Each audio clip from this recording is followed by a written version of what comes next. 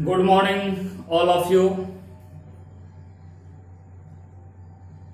एक बार फिर आप सभी का जीव विज्ञान की ऑनलाइन कक्षा में स्वागत है। पिछली कक्षा में हमने आपको हृदय स्पंदन किस प्रकार से होता है, हृदय स्पंदन का नियमन किस प्रकार से होता है, पेशियों में संकुचन किस प्रकार से होता है, इन सभी बिंदुओं पर हमने पिछली कक्षा में पिछले वीडियो में आप लोगों से चर्चा की थी। डियर स्टूडेंट्स, जो आज हम पढ़ने जा रहे हैं वो है हमारा नेक्स्ट टॉपिक, जिसका नाम है कार्डियक साइकिल, जिसको बोलते हैं हृदय चक्र। ये हृदय चक्र जो है मैं आपको बता चुका हूं, आलिंद और निलय के अंदर लयबद्ध तरीके से क्या होता है, संकुचन होता है, और संकुचन होने पर ही हृदय से जो रुधिर होता है वो शरीर के विभिन्न भागों तक क्या हो जाता है, पंप कर जाता है या पंप हो जाता है। आपको बताया हमने कि मानव के अंदर हृदय किस प्रकार से कार्य करता है। तो हृदय की क्रिया विधि को समझने के लिए हमने आपको बताया था कि मानव में हृदय की क्रिया विधि का अध्ययन करने के लिए, उसे समझने के लिए उसे दो भागों में बांटा गया। पहला था हृदय स्पंदन और दूसरा पॉइंट था हमारा हृदय चक्र। ठीक है, कार्डियक साइकिल के नाम से उसे जाना जाता है। देखिए, आइए बात करते हैं cardiac cycle. Cardiac cycle is the part of mechanism of heart.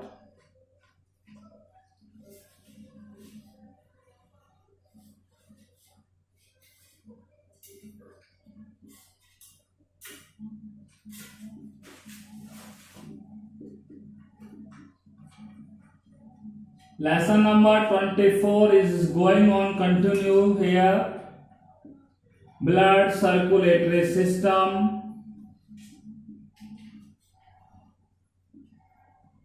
blood circulatory system of human, मानव का रुधिर परिसंचरण तंत्र।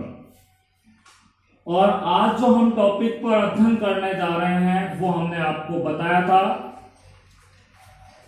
कि हृदय की क्रिया विधि पर आपसे बात कर रहे थे, और आपको बताया था कि हृदय की क्रिया विधि को समझने के लिए, ठीक है, उसे दो भागों में बांटा गया। पहला जो भाग था उसका नाम था हृदय चक्र, कार्डियक साइकिल, और दूसरा जो पार्ट है उसका नाम मैं आपको बता देता हूं, हृदय स्पंदन, जिसके ऊपर हम आपसे पहले ही पिछले वीडियो में चर्चा कर। तो let us study about cardiac cycle. Okay student, what is the meaning of cardiac cycle? Just we are going to discuss here cardiac cycle. देखिए, हृदय चक्र क्या है। हृदय चक्र की परिभाषा बताने से पहले हम आपको कुछ अन्य बिंदुओं पर बात कर रहे हैं, जिससे हमारे यहाँ पर हम कार्डियक साइकिल की परिभाषा को फाइंड आउट आसानी से कर सकते हैं। ठीक है, तो हम आपको बता दें, हृदय चक्र के दौरान विभिन्न प्रकार की घटनाएं घटित होती हैं।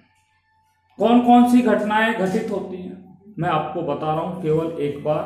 ठीक है, हालांकि उनका हम केवल संक्षिप्त में बात कर रहे हैं। ठीक है, तो आप देखिए,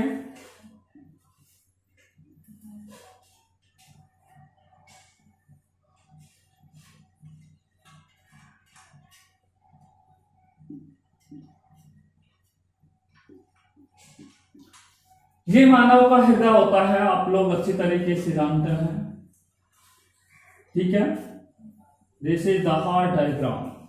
ओके स्टूडेंट, तो हृदय चक्र जब घटित होता है, हृदय चक्र मानव में जब चलता है, तो उस दौरान हृदय चक्र के दौरान कौन कौन सी घटनाएं घटित होती हैं आपको बता दें। आलिंद, ये आलिंद है, और ये क्या है, निलय है।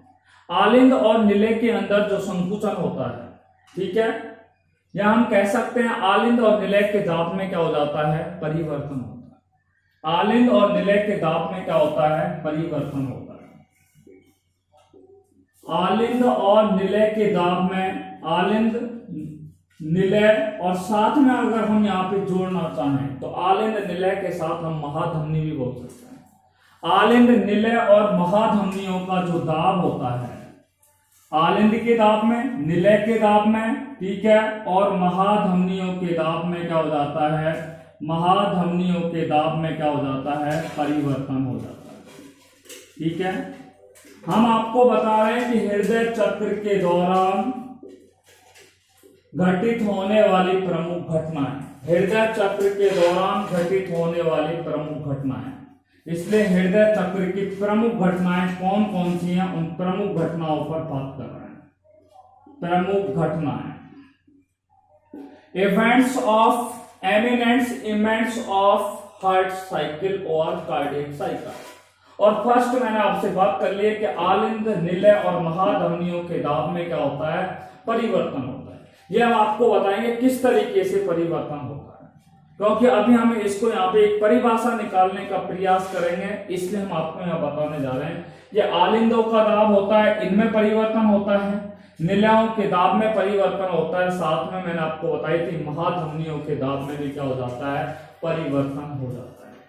दूसरा आपको बता दूं, निलयों का जो आयतन होता है, वॉल्यूम ऑफ वेंट्रिकल्स, निलयों के आयतन में भी क्या हो जाता है, परिवर्तन हो जाता है।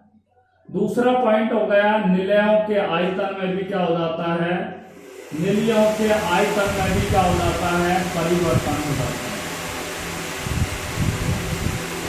हृदय चक्र के दौरान कौन कौन सी घटनाएं घटित होती है, आलिंद के दाब में परिवर्तन होता है, ठीक है, निलयों के दाब में परिवर्तन होता है, महाधमनियों के दाब में परिवर्तन होता है, निलयों के आयतन में क्या हो जाता है, परिवर्तन हो जाता है। इसमें परिवर्तन हो जाता है, निलयों के आयतन में परिवर्तन। यहाँ पे तीसरा परिवर्तन यहाँ पे देखते हैं, ये कपाट होता है, ये ट्राइस्क्यूपिड वाल होता है, और ये कौन सा वाल होता है, बाइस्क्यूपिड वाल होता है। ट्राइस्क्यूपिड वाल और बाइस्क्यूपिड जो वाल होते हैं, ट्राइस्क्यूपिड वाल और बाइस्क्यूपिड जो वाल होते हैं, उनके खुलने और बंद होने की क्रिया क्या हो जाती है, प्रारंभ होती है। यानी कि बालों के खुलने और बंद होना, बाल जो खुलते हैं और बंद होते हैं वो हृदय चक्र की एक प्रमुख क्या होती है, घटना होती है। अर्थात कपाटों के खुलने और बंद होने की क्रिया भी, कपाटों के खुलने की, कपाटों को हम वाल्व बोलते हैं, ठीक है, कपाटों के खुलने और बंद होने की जो क्रिया होती है, बंद होने की क्रिया किसमें प्रमुख रूप से घटित होती है, हृदय चक्र की क्रिया के दौरान प्रमुख रूप से क्या होती है, घटित होती है। ये तीसरा महत्वपूर्ण बिंदु है। चौथा मैं आपको बता दूं, हृदय के ये कक्ष हैं और इन कक्षों में क्या है, रुधिर भरता है, ठीक है, तो ये कक्ष क्या है, रक्त से भर भी जाते हैं और रक्त से क्या हो जाता है, खाली भी हो जाते हैं, ठीक है। तो हृदय के कक्ष जो होते हैं वो रक्त से खाली भी होते हैं और रक्त से क्या हो जाते हैं, भर जाते हैं। तो हृदय के कक्ष जो होते हैं, हार्ट चैम्बर जो होते हैं, हार्ट चैम्बर जो होते हैं वो ब्लड से क्या होते हैं, फुल भी हो जाते हैं और एम्प्टी भी हो जाते हैं। फुल का मतलब पूर्ण रूप से भर भी जाते हैं और एम्प्टी का अर्थ होता है खाली हो जाते हैं। तो हृदय चक्र के दौरान ये चार प्रमुख घटनाएं क्या होती हैं, मेजरली क्या होती है, घटित होती है। कितनी घटनाएं घटित होती हैं, चार प्रमुख घटनाएं क्या होती हैं, घटित होती है। Is that right, is that right. तो हृदय चक्र की प्रमुख घटनाएं मैं आपको बता चुका हूं। आलिंद, निलय और महाधमनियों के दाब में परिवर्तन होता है। नंबर 2, निलयों के आयतन में परिवर्तन होता है। कपाटों के खुलने और बंद होने की क्रिया में क्या होता है, बंद होने की क्रिया होती है। और हृदय के जो कक्ष होते हैं उन कक्षों में रुधिर क्या होता है, भर भी जाते हैं और क्या हो जाते हैं, खाली हो जाते हैं। अब आप देखिए, हम यहाँ पे बात कर रहे थे हृदय चक्र के बाद कि हृदय का एक स्पंदन होता है। हृदय का एक स्पंदन हमने आपको बताया, हृदय हार्ट बीट, हृदय स्पंदन। एक जो हृदय स्पंदन होता है, एक हृदय जो स्पंदन होता है उसमें मैंने बताया, क्या बताया कि हृदय एक बार क्या होगा, संकुचित होगा। हृदय एक बार क्या होगा, संकुचित होगा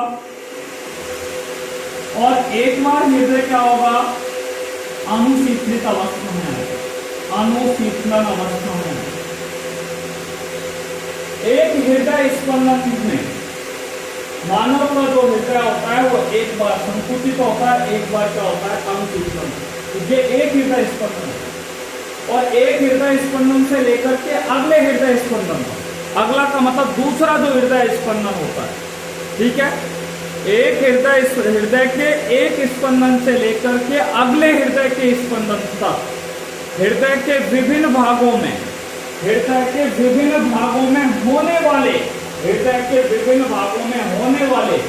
कौन से परिवर्तन, होने वाले परिवर्तनों का जो क्रम होता है उसे क्या कहा जाता है, हृदय चक्र कहा जाता है। क्या कहा जाता है, हृदय चक्र कहा जाता है। हृदय चक्र समझ में आ गया होगा। क्या बताया कि हृदय के एक स्पंदन से लेकर के, एक स्पंदन कब होता है, जब हृदय एक बार संकुचित होता है, एक बार अनुशीतलित होता है। तो हृदय के एक स्पंदन से लेकर के अगले स्पंदन तक, हृदय के एक स्पंदन से लेकर के अगले स्पंदन तक, आपको बता दिया मैंने, एक स्पंदन से लेकर के अगले स्पंदन तक, ठीक है।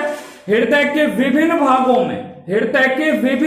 में होने वाले परिवर्तन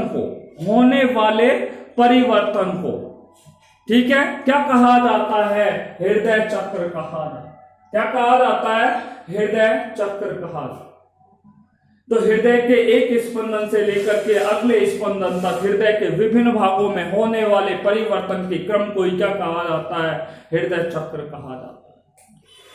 आपको इसकी परिभाषा हम इस प्रकार से भी दे सकते हैं कि हृदय स्पंदन के समय, ठीक है, होने वाली क्रमिक घटनाएं, हृदय स्पंदन के समय होने वाली प्रमुख घटनाएं, ये प्रमुख घटनाएं जो मैं आपको बता चुका हूं, ठीक है, ये घटनाएं, तो हृदय स्पंदन के समय होने वाली जो क्रमिक घटनाएं होती हैं, उन क्रमिक घटनाओं को भी क्या कहा जाता है, हृदय चक्र कहा जाता है।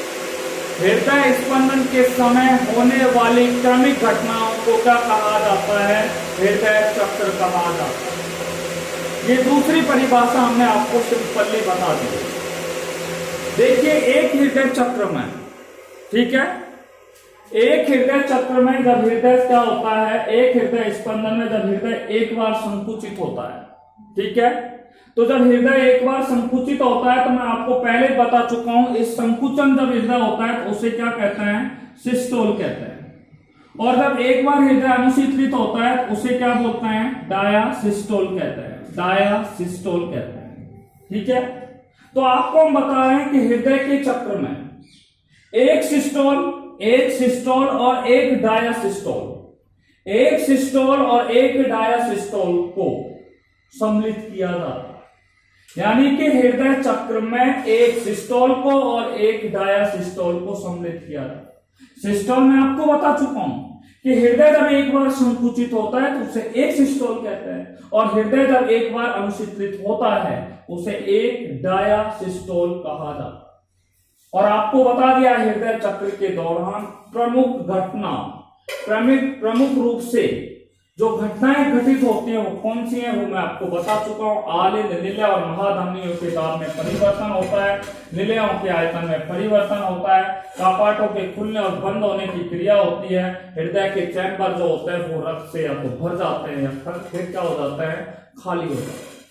इन सभी बातों पर आपसे बात करते हैं। आपको मैं बता दूं, एक हृदय चक्र की दो प्रवस्थाएं होती हैं। या हम कह सकते हैं कि एक हृदय चक्र जो होता है, one cardiac cycle is divided in two phases. One cardiac cycle is divided in two phases. एक कार्डियक जो चक्र होता है वो कितने भागों में बटा होता है, दो भागों में, दो प्रवस्थाओं में क्या होता है, बटा होता है। यानी कि पहली प्रवस्था में क्या होता है, संकुचन की क्रिया होती है, अर्थात मानव के हृदय में होने वाले संकुचन की क्रिया को क्या कहते हैं, प्रकुंचन, या उसे सिस्टोल कहा जाता है। प्रकुंचन या उसे क्या कहा जाता है, सिस्टोल कहते हैं, सिस्टोल। और मानव के हृदय में अनुशीतलन की क्रिया को, ठीक है, क्या कहा जाता है, यानी कि मानव के हृदय को, कौन सी अवस्था को, मानव के हृदय के विश्रांत अवस्था को, रेस्ट पीरियड को, ठीक है, उस विश्रांत अवस्था को या रेस्ट पीरियड को क्या कहा जाता है? अनुशीतलन अवस्था। अनुशीतलन अवस्था। और इसी अनुशीतलन अवस्था को क्या कहा जाता है? डायासिस्टोल कहते हैं। आपसे कई बार पूछ लिया जाता है कि मानव के हृदय में प्रकुंचन दाब का मान कितना होता है। हालांकि हम बाद में बात करें, पर आपकी नॉलेज के लिए बता दूं, मानव में प्रकुंचन दाब का मान 120 mmHg होता है। मानव में प्रकुंचन दाब का मान कितना होता है? 120 mmHg होता है। और अनुशीतलन जो दाब होता है, जिसको डायसिस्टोलिक प्रेशर के नाम से जाना जाता है, उसका मान कितना होता है? 80 mmHg कहलाता है। यानी कि हम ये कह सकते हैं कि एक स्वस्थ मनुष्य के रुधिर का दाब कितना होता है? 120/80 mmHg होता है। और इसको मापने के लिए किसका उपयोग किया जाता है? स्फेग्नोमैनोमीटर का उपयोग किया जाता है। हृदय स्पंदन को मापने के लिए एक उपकरण का उपयोग किया जाता है, जिसे स्टेथोस्कोप कहा जाता है। ये अगले हम चैप्टरों में बात करेंगे, फिलहाल हम आपको उनके नाम बता रहे हैं। हृदय स्पंदन को मापने के लिए एक उपकरण का उपयोग किया जाता है, जिसे क्या कहा जाता है? स्टेथोस्कोप कहा जाता है। तथा मानव में रुधिर के दाब का मापन करने के लिए एक उपकरण होता है, जिसे स्फेग्नोमैनोमीटर कहते हैं। और एक स्वस्थ मनुष्य के रुधिर का दाब 120 mmHg होता है, अर्थात उसका प्रकुंचन दाब 120 mmHg होता है। और अनुशीतलन दाब कितना होता है? 80 mmHg होता है। ये 120 सिस्टोलिक प्रेशर होता है और 80 कौन सा होता है? डायासिस्टोलिक प्रेशर होता है। डायासिस्टोलिक प्रेशर होता है। क्लियर बात हो गई? अब मैं आपसे बात करना चाहूंगा हृदय चक्र की प्रवस्था। हृदय चक्र की प्रवस्था, देखिए हृदय चक्र जो होता है उसको 4 प्रवस्थाओं के अंदर क्या है? बांटा गया है। Cardiac cycle is divided in 4 phases. हृदय चक्र की प्रमुख प्रवस्थाएं, और कार्डियक साइकिल जो होता है उसको 4 प्रवस्थाओं में क्या है? बांटा गया है। Cardiac cycle is divided in 4 phases. First one, atrial diastole. देखिए मैं लिख रहा हूं एट्रियल डायासिस्टोल, जिसको हिंदी में बोलते हैं, एट्रियल का अर्थ होता है आलिंदर, आलिंदों का अनुशीतलन, आलिंदों का अनुशीतलन, ठीक है। दूसरा जो बिंदु होता है उसका नाम मैं बता दूं, आलिंदों का प्रकुंचन, एट्रियल सिस्टोल। एट्रियल सिस्टोल जिसको बोलते हैं आलिंदों का प्रकुंचन, आलिंदों का प्रकुंचन, आलिंदों का प्रकुंचन। ये दूसरा प्रवस्था होती है। हृदय चक्र जो होता है वो 4 प्रवस्थाओं में बटा होता है, आलिंदों का अनुशीतलन, आलिंदों का प्रकुंचन। तीसरा जो होता है उसे बोलते हैं निलयों का प्रकुंचन, निलयों का प्रकुंचन, ठीक है। हम बोलेंगे वेंट्रिकुलर सिस्टोल, क्या बोलेंगे? वेंट्रिकुलर सिस्टोल या systole of ventricular, systole of ventricular, ventricular. और सबसे अंतिम है निलयों का अनुशीतलन, निलयों का अनुशीतलन, ठीक है। देखिए निलयों का जो अनुशीतलन होता है इसको बोलते हैं हम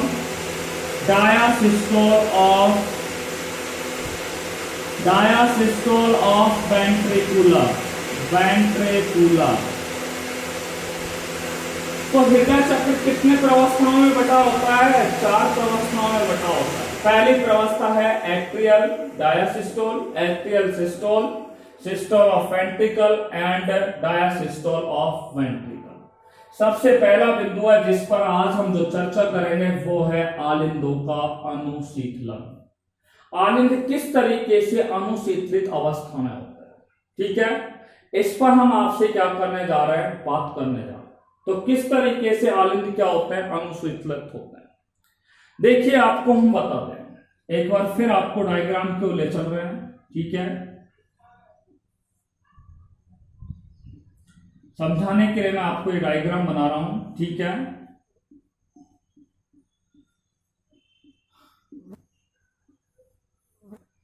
ये आपका हृदय है, ठीक है।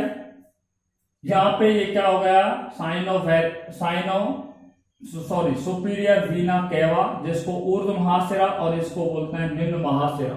इनको बोलते हैं पल्मोनरी आर्टरीज के नाम से जाना जाता है। इस नाम से पल्मोनरी वेन्स, फुफ्फुसीय सिराओं के नाम से जाना जाता है, पल्मोनरी वेन्स कहते हैं, ठीक है। ये क्या है, धमनियां होती है, महाधमनी, ठीक है। अब मैं आपसे बात कर रहा हूं, वो सुन लीजिए। सबसे पहला है हमारा आलिंदों का अनुशीतलन। आलिंद अनुशीतलित अवस्था में कैसे आते हैं, ठीक है। आपको बता दूं, जब हृदय चक्र चलता है तो हृदय चक्र के दौरान आलिंद और निलय जो होते हैं, ठीक है, आलिंद और निलय होते हैं, वो अधिक समय तक कैसे रहते हैं, विश्रांत अवस्था में रहते हैं। मैंने क्या बोला है कि हृदय चक्र के दौरान आलिंद और निलय जो होते हैं, जब हृदय चक्र चलता है, कार्डियक साइकिल चलता है, तो आलिंद और जो निलय होते हैं, एट्रियम और वेंट्रिकुलर, ठीक है, आलिंद और जो निलय होते हैं, वो अधिकांश समय तक कैसी अवस्था में रहते हैं, विश्रांत अवस्था में रहते हैं।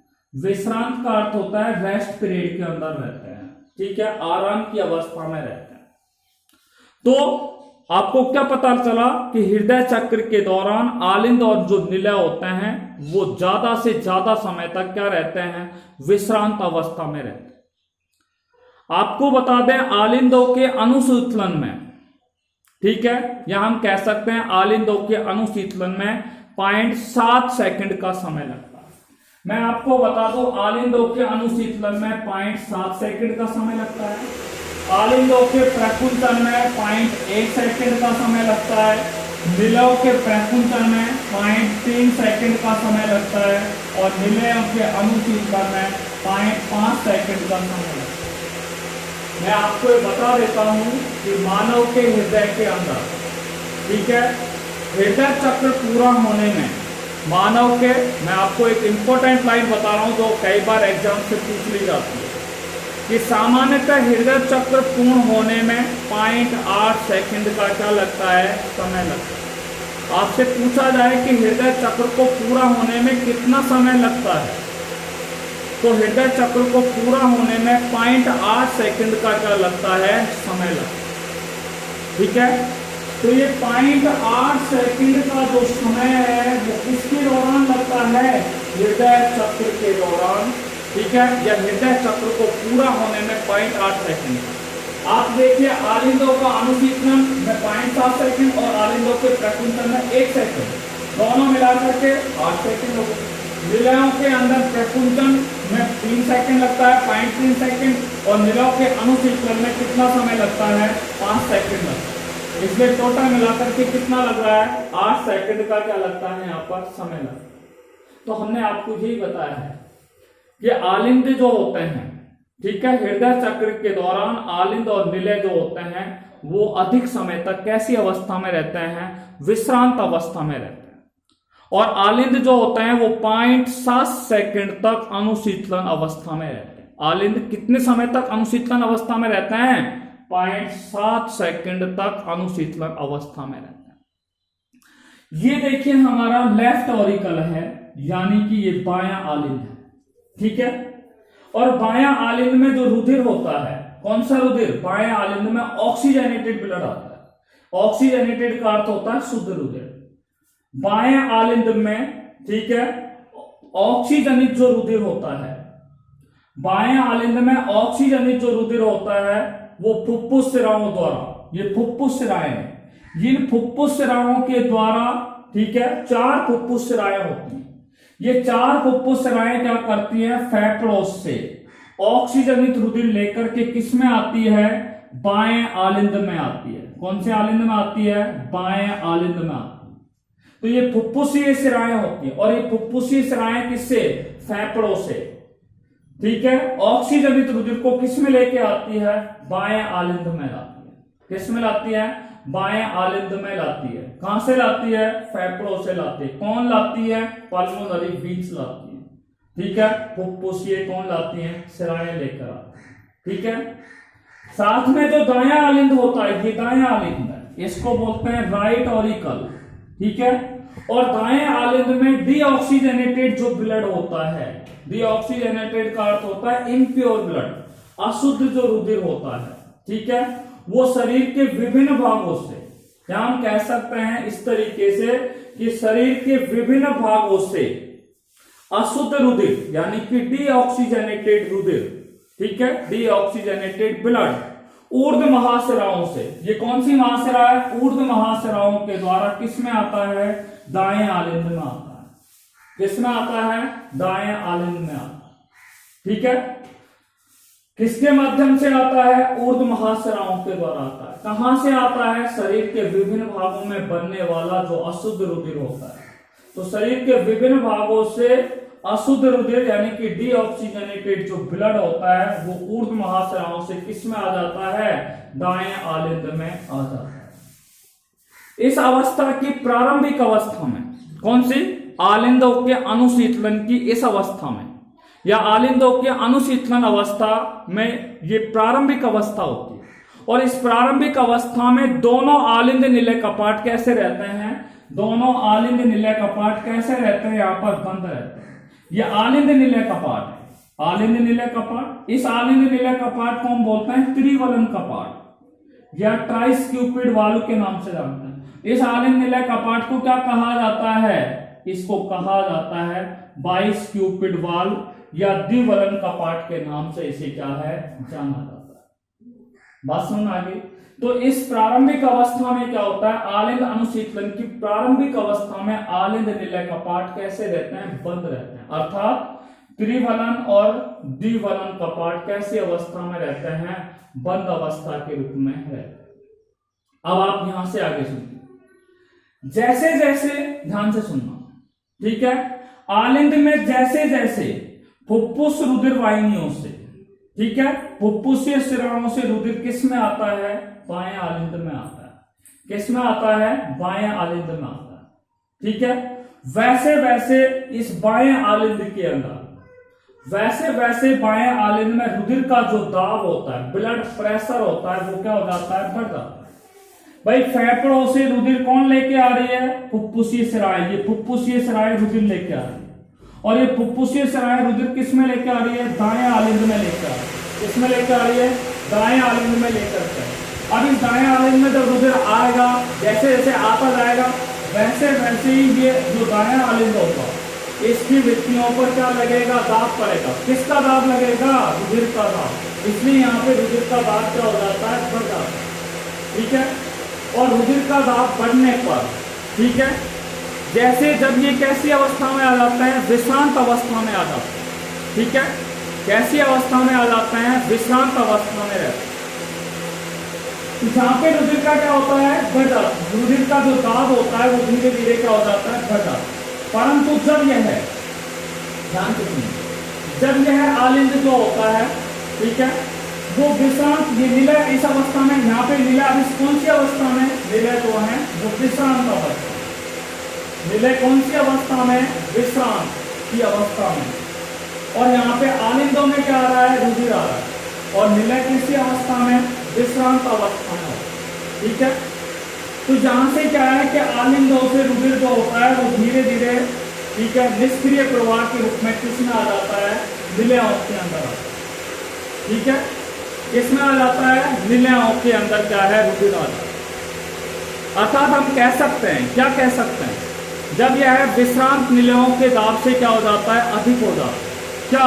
अब ये बात ध्यान से सुनिए, ठीक है, जब रुधिर का दाब, यानी कि आलिंदों के रुधिर का दाब किससे अधिक हो जाता है? विश्रांत निलयों के दाब से क्या हो जाता है? अधिक हो जाता है। ये निलय कैसी अवस्था में? विश्रांत अवस्था में। तो यहाँ पे आलिंदों में जैसे जैसे रुधिर आएगा तो आलिंदों में रुधिर का दाब बढ़ गया, और इस दौरान विलय कौन सी अवस्था में? विश्रांत अवस्था में। विलय जो है वो रेस्ट पीरियड के अंदर कर रहा है, आराम की अवस्था में कर रहा है, ठीक है, अनुशीतलन अवस्था में कर रहा है। तो जैसे जैसे रुधिर का दाब, ठीक है, यहाँ पे बढ़ जाता है, और जब ये दाब जो होता है, ठीक है, विश्रांत निलयों के दाब से कैसा हो जाता है? अधिक हो जाता है। तो ये दोनों जो कपाट होते हैं, बाइस्क्यूपिड वाल्व और ट्राइस्क्यूपिड वाल्व जो होते हैं वो क्या हो जाते हैं? खुल जाते हैं। बाइस्क्यूपिड वाल्व और ट्राइस्क्यूपिड जो वाल्व होते हैं वो क्या है? खुल जाते हैं, ठीक है, और खुल जाते हैं तथा आलिंदों के संकुचन से पहले। देखिए आलिंदों में भी यहाँ पे कोई संकुचन नहीं है, परंतु यहाँ से जो रुधिर होता है, यहाँ से जो रुधिर होता है वो निष्क्रिय प्रवाह के द्वारा 75%, इनमें से जो रुधिर होता है उनमें से 75% रुधिर किसमें आ जाता है? निलयों के अंदर क्या है? आ जाता है, ठीक है। एक बार फिर दोबारा मैं आलिंदों के अनुशीतलन पर आपसे क्या कर रहा हूँ? बात कर। मैंने आपको बताया था कि हृदय चक्र के दौरान आलिंद और निलय जो होते हैं वो अधिक समय तक विश्रांत अवस्था में रहते हैं। आलिंद 0.7 सेकंड तक अनुशीतलन अवस्था में क्या है? रहते हैं। देखिए फुफ्फुस जो होते हैं, फेफड़े से फुफ्फुसीय सिराएं, फेफड़ों से फुफ्फुसीय सिराएं जो होती हैं वो ऑक्सीजनेटेड ब्लड लेकर के किसमें आती है? किसमें आती है? इस बाएं आलिंद में आती है, ठीक है। इसी तरीके से शरीर के विभिन्न भागों में बनने वाला डीऑक्सीजनेटेड ब्लड को लेकर के, ठीक है, ऊर्ध्व महाशिराओं के द्वारा किस में डाल दिया जाता है? दाएं आलिंद में आ जाता है। इस दौरान दोनों के कपाट कैसे रहते हैं? बंद रहते हैं। आलिंद निलय कपाट कैसे रहते हैं? बंद रहते हैं, अर्थात बाइस्क्यूपिड वाल्व और ट्राइस्क्यूपिड वाल्व कैसे रहते हैं? बंद रहते हैं। बस सुनना भी यहाँ तक। अब हम आपसे ये कहा कि जैसे जैसे फुफ्फुसीय सिराओं से रुधिर बाएं आलिंद में और किसमें आता है? यहाँ पे यानी कि ऊर्ध्व महाशिराओं से किसमें आता है? दाएं आलिंद में। जब यहाँ दोनों में रुधिर आता है तो इनका रुधिर का दाब क्या हो जाता है? बढ़ जाता है, और जब ये दाब जो होता है वो विश्रांत निलयों से कैसा हो जाता है? अधिक हो जाता है। तो ये दोनों कपाट कैसे हो जाते हैं? खुल जाते हैं। दोनों कपाट क्या हो जाते हैं? खुल जाते हैं। बात समझ में? और जब दोनों कपाट खुल जाते हैं, ठीक है, तो रुधिर आपको पता है यहां से यहां बाद में आएगा, परंतु इस दौरान एक बात मैंने आपको बताई, परंतु दोनों कपाट क्या हो जाते हैं? खुल जाते हैं, और आलिंदों में भी कोई संकुचन की क्रिया नहीं हुई है, क्योंकि आलिंदों का संकुचन तो हम दूसरे पॉइंट में पढ़ेंगे, आलिंदों का प्रकुंचन हम दूसरे बिंदु में पढ़ेंगे। यहाँ पे आलिंदों में कोई संकुचन नहीं हुआ है, फिर भी 75% जो रुधिर है इन आलिंदों से किस में आ जाता है? निलयों में आ जाता है। केवल निष्क्रिय प्रवाह के द्वारा ये रुधिर यहाँ पर आ जाता है, ठीक है। तो ये हो गया आलिंदों का अनुशीतलन। आलिंद किस तरीके से अनुशीतलित अवस्था में आते हैं? तो 75% रुधिर जो होता है वो निष्क्रिय प्रवाह के द्वारा किस में आ जाता है? निलयों के अंदर आ जाता है, विश्रांत निलयों में। और इसमें केवल कितना % रुधिर शेष रह जाता है? आलिंदों में 25% रुधिर क्या हो जाता है? शेष रह जाता है। अब मैं बात करता हूं, दूसरा बिंदु है आलिंदों का प्रकुंचन। आलिंद जब अनुशीतलन अवस्था, आलिंदों में जब अनुशीतलन अवस्था क्या हो जाती है? समाप्त हो जाती है, पूरी हो जाती है। तो पूरी होने के पश्चात दोनों आलिंद जो होते हैं वो एक साथ क्या होते हैं? संकुचित होते हैं। ये दोनों आलिंद कैसे होते हैं? एक साथ इस तरीके से क्या होते हैं? संकुचित होते हैं। और जब दोनों आलिंद एक साथ संकुचित हो तो उसे आलिंदों का क्या कहा जाता है? प्रकुंचन कहा जाता है। आलिंदों का क्या कहा जाता है? प्रकुंचन कहा जाता है।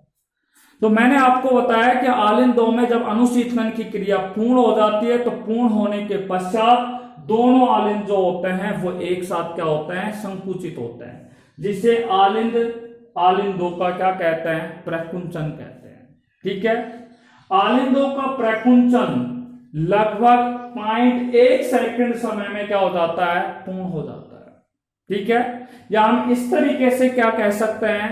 इस तरीके से हम कह सकते हैं कि आलिंद प्रकुंचन में लगभग 0.1 सेकंड या 0.1 सेकंड का समय लगता है, या आलिंद प्रकुंचन लगभग 0.1 सेकंड तक रहता है।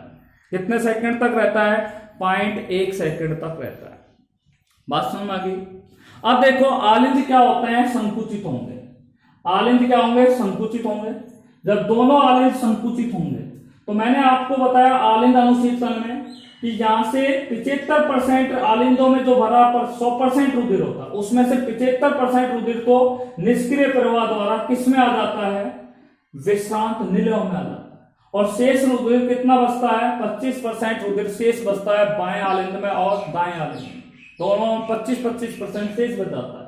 तो ये शेष 25% रुधिर जब आलिंद, दोनों आलिंद क्या होते हैं? संकुचित होते हैं।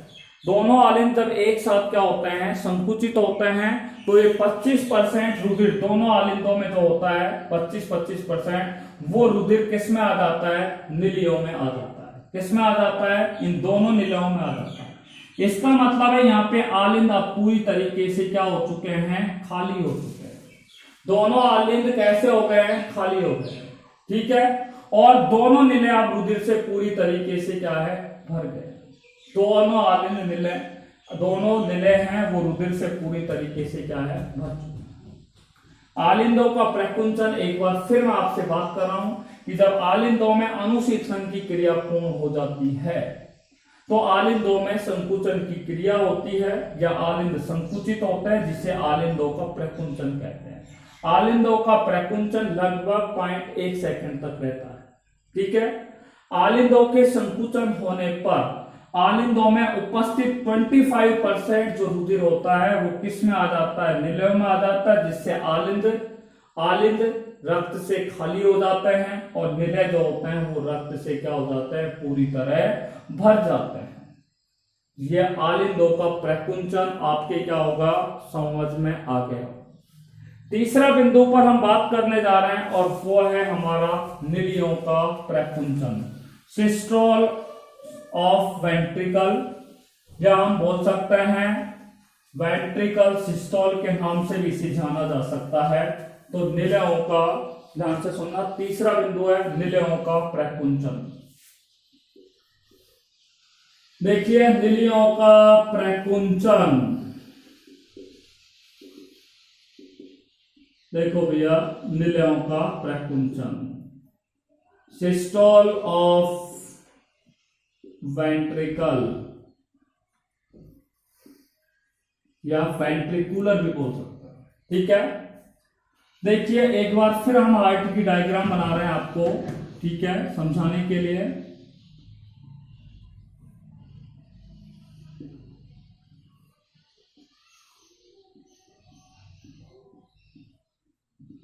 हाँ भैया, ये ऊर्ध्व महाशिरा होती है, निम्न महाशिराएं होते हैं, ये फुफ्फुसीय शिराएं होती हैं।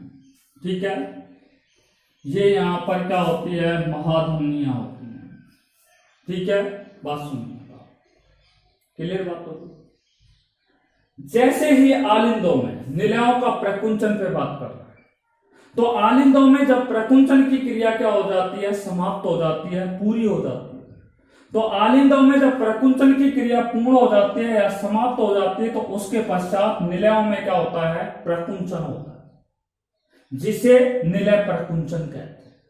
आपसे पूछा रहा है कि निलय प्रकुंचन किसे कहते हैं, तो आप लिखेंगे कि आलिंदों में प्रकुंचन की क्रिया पूर्ण होने के पश्चात निलयों में क्या होता है? प्रकुंचन होता है।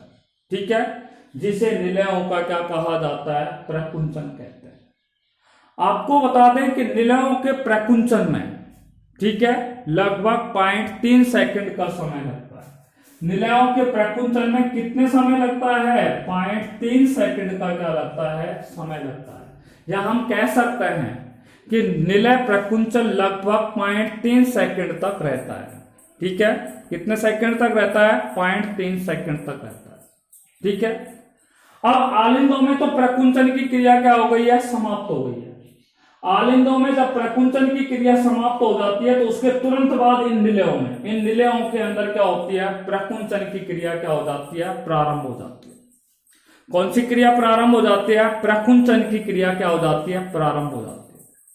और इस प्रकुंचन के कारण, ध्यान से सुनना है आपको यहां पे, इस प्रकुंचन के कारण निलयों का जो दाब होता है, ध्यान से सुनना, निलयों के अंदर जो दाब लगता है, इन दोनों निलयों के अंदर क्या लगता है? दाब लगता है। वो दाब धीरे धीरे क्या होता जाता है? बढ़ता जाता है। निलयों पर जब दाब बढ़ता जाता है, ठीक है, तो यहां पर क्या है? बाइस क्यूपिड और ये ट्राइस क्यूपिड वाल्व होता है। कौन से वाल्व? ये ट्राइस क्यूपिड वाल्व होता है और ये कौन सा होता है? बाइस क्यूपिड वाल्व होता है। ये यानी कि आलिंद निलय कपाट, जिन्हें हम द्विवलन और त्रिवलन कपाट के नाम से जानते हैं, ये द्विवलन और त्रिवलन कपाट क्या हो जाते हैं? बंद हो जाते हैं। कौन से कपाट बंद हो जाते हैं? द्विवलन और त्रिवलन कपाट क्या होते हैं? बंद हो जाते हैं। बात समझ लगी? हृदय में ये कपाटों के बंद होने पर हृदय में ये कपाट क्या होता है? बंद होते हैं। और जब ये कपाट बंद होते हैं तो एक ध्वनि क्या होती है? उत्पन्न होती है। और इस प्रकार से जो प्रथम ध्वनि उत्पन्न होती है, उस ध्वनि को क्या कहा जाता है? लब कहा जाता है। उस ध्वनि को क्या कहा जाता है? लब कहा जाता है। LUBB। उस ध्वनि को किस नाम से जाना जाता है? तो इस प्रथम ध्वनि को लब के नाम से जाना जाता है। हालांकि हम इसको एक अलग टॉपिक से पढ़ रहेंगे, ठीक है, हार्ट साउंड या साउंड ऑफ हार्ट्स, ठीक है, एंड पल्सेस। इस टॉपिक से हम आपको नेक्स्ट वीडियो में इससे मुलाकात कराएंगे। फिलहाल आप याद रखना कि जब निलयों की भित्तियों में क्या होता है? दाब पड़ता है। निलयों की भित्तियों में क्या होता है? जब प्रकुंचन की क्रिया होती है। कौन सी प्रकुंचन? आलिंद में प्रकुंचन हो गया। आलिंदों में प्रकुंचन की क्रिया पूर्ण होने के तुरंत बाद निलयों में क्या होता है? प्रकुंचन होता है। और निलयों में जब प्रकुंचन होता है तो निलयों में प्रकुंचन के कारण निलयों के अंदर रुधिर का जो दाब होता है या निलयों का जो दाब होता है वो धीरे धीरे क्या हो जाता है? बढ़ जाता है। निलयों का जब दाब बढ़ जाता है तो ये बाइस क्यूपिड और ट्राइस क्यूपिड जो वाल्व होते हैं, ये बाइस क्यूपिड और ट्राइस क्यूपिड वाल्व क्या हो जाते हैं? बंद हो जाते हैं। और हृदय के कपाट बंद होने पर एक ध्वनि उत्पन्न होती है, ठीक है। कपाटों के बंद होने से उत्पन्न प्रथम ध्वनि को क्या कहा जाता है? लब ध्वनि के नाम से उसे क्या है? जाना जाता है। किस ध्वनि के नाम से जाना जाता है? लब ध्वनि के नाम से उसे क्या है? जाना जाता है। बात समझ आ गई? और इसमें रुधिर का प्रवाह जो होता है, ध्यान से सुनो, इसमें रुधिर का जो प्रवाह होता है वो वापस कहां नहीं होता है? आलिंद में नहीं होता है। यानी कि ये जब बंद हो जाएंगे, ठीक है, ये कपाट बाइस क्यूपिड वाल्व और ट्राइस क्यूपिड वाल्व जब बंद हो जाएंगे तो रुधिर निलय से वापस किस में नहीं जाएगा? आलिंद में नहीं जाता है। निलय से रुधिर वापस किस में जाया जाता है? आलिंद में नहीं जाता है, ठीक है। अब आपको बता दें निलयों के अंदर क्या होती है? ये महाधमनी होती है और यहाँ पे फुफ्फुसीय कांड होते हैं। निलयों के अंदर महाधमनी, ठीक है, निलयों में, ठीक है, महाधमनी और दूसरी क्या पाई जाती है? फुफ्फुसीय कांड होते हैं। तो निलयों में क्या है? दाब बढ़ जाता है। निलयों में जब दाब बढ़ जाता है तो महाधमनी और फुफ्फुसीय कांड, ध्यान से सुनने की बात है, निलयों की महाधमनी, ये निलयों की महाधमनी है और क्या है? फुफ्फुस कांड होता है, ठीक है। कौन से कांड होता है? फुफ्फुस कांड। तो निलयों का जो दाब होता है वो महाधमनी और फुफ्फुसीय कांड के दाब से क्या हो जाता है? अधिक हो जाता है। निलयों का दाब जब महाधमनी और फुफ्फुसीय कांड से क्या हो जाता है? महाधमनी और फुफ्फुसीय कांड से अधिक हो जाता है, ठीक है। तो महाधमनी और फुफ्फुसीय कांड में उपस्थित ये अर्धचंद्राकार क्या पाए जाते हैं? कपाट पाए जाते हैं। ये अर्धचंद्राकार कपाट क्या हो जाते हैं? खुल जाते हैं। और अर्धचंद्राकार कपाट खुलने पर निलयों से जो रुधिर होता है वो इन महाधमनियों के माध्यम से, फुफ्फुसीय कांड के माध्यम से, ठीक है, निलयों से बाहर निकल करके रुधिर वाहिनियों में क्या है? चला जाता है। किसमें चला जाता है? रुधिर वाहिनियों में चला जाता है। तो इस तरीके से निलयों का क्या होता है? प्रकुंचन होता है। किसका प्रकुंचन होता है? निलयों का क्या होता है? प्रकुंचन होता है, ठीक है। ये बात आपके समझ में आ गई होगी कि निलयों का प्रकुंचन किस प्रकार से होता है। तो निलयों का प्रकुंचन हमने बता दिया कि आलिंदों में प्रकुंचन होने के तुरंत बाद ठीक है, निलयों में प्रकुंचन की क्रिया होती है, इसे क्या कहा जाता है, निलय प्रकुंचन कहा जाता है। और इस प्रकुंचन में लगभग ये प्रकुंचन जो होता है, निलय प्रकुंचन होता है, वो लगभग 0.3 सेकंड तक रहता है।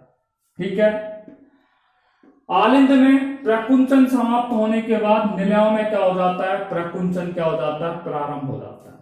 ठीक है, जिससे निलयों के अंदर रुधिर का दाब क्या हो जाता है, धीरे धीरे बढ़ जाता है, जिससे बाइस्क्यूपिड और ट्राइस्क्यूपिड वाल्व क्या हो जाते हैं, खुल जाते हैं।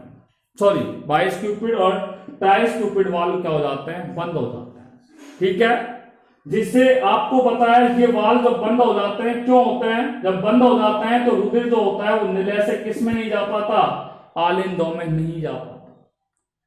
आपको हम बताते हैं हृदय के कपाटों के बंद होने पर जो ध्वनि उत्पन्न होती है, ठीक है, कपाटों के बंद होने पर उत्पन्न जो प्रथम ध्वनि होती है उसे लब कहा जाता है। इसमें रुधिर का प्रवाह जो होता है वो वापस आलिंद में नहीं होता है। रुधिर का प्रवाह वापस किस में नहीं होता है, आलिंद में नहीं होता है। ठीक है, निलयों में जो दाब होता है, निलयों में जो दाब होता है वो महाधमनी और फुफ्फुसीय कांड से क्या हो जाता है, अधिक होने पर महाधमनी और फुफ्फुसीय कांड के अंदर जो अर्धचंद्राकार कपाट होते हैं वो खुल जाते हैं, और अर्धचंद्राकार कपाटों के खुलने पर, ठीक है, निलयों से जो रुधिर होता है, ठीक है, वो रुधिर वाहिनियों के माध्यम से निलयों से कहां चला जाता है, शरीर के, या निलयों से रुधिर जो होता है वो रुधिर वाहिनियों के माध्यम से शरीर के अंदर चला जाता है। ठीक है, चौथा बिंदु है जिसका नाम मैंने आपको बताया, निलयों का अनुशीतन। इस बिंदु पर हम कल नेक्स्ट क्लास में इसमें आपसे चर्चा करेंगे। Till then take care, be safe bye corona. Thank you very much.